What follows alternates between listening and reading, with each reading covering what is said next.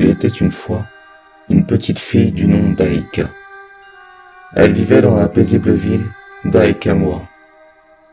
Aïka était une douce jeune fille, chaque jour de sa vie. Un jour, ce fut l'anniversaire d'Aïka. Ce jour-là, elle reçut une poupée de chiffon qui ressemblait à Aïka, en quelque sorte.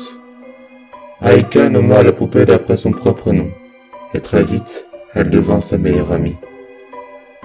Cependant, quelques semaines après l'anniversaire d'Aïka, une dispute éclata entre ses parents.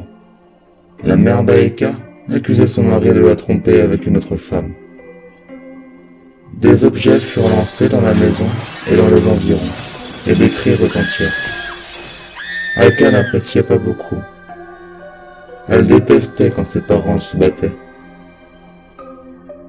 En fin de compte, le père sortit, furieux, tandis que la mère pleurait, agenouillée sur le sol. Aïka ne fit que la regarder, s'assit là et cajola sa poupée. La vie d'Aïka se dégrada après ça. Elle s'occupa davantage de sa poupée, tandis que sa mère s'occupait plus de ramener son père à la maison. Comme les jours passaient, l'amour de la mère d'Aïka pour sa fille baissait peu à peu. Elle oublia vite ce que c'était d'aimer sa propre fille. « J'aime ma maman. J'aime ma maman », se répétait Aïka. Elle enlaça simplement sa poupée plus étroitement, lui donnant la capacité de vivre. La poupée devint peu à peu jalouse de voir Aïka aimer plus sa mère qu'elle. Alors la poupée vint et tua la mère d'Aïka.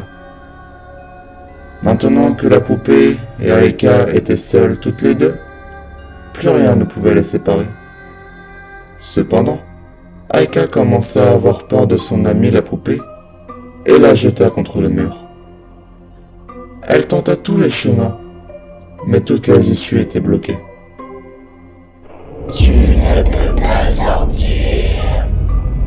Tu ne peux pas sortir. » disait la voix de la poupée.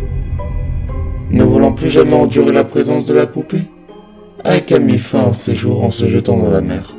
« J'aime maman, je veux être avec elle », furent les derniers mots d'Aïka avant que son corps commence à s'éloigner du rivage.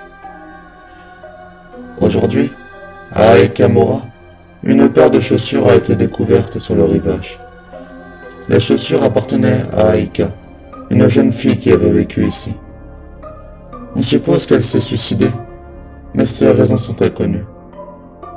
Les amis d'Aïka furent dévastés, au point qu'elles enterrèrent ses chaussures dans une portion isolée de la plage, de sorte qu'elles ne puissent plus jamais être dérangées.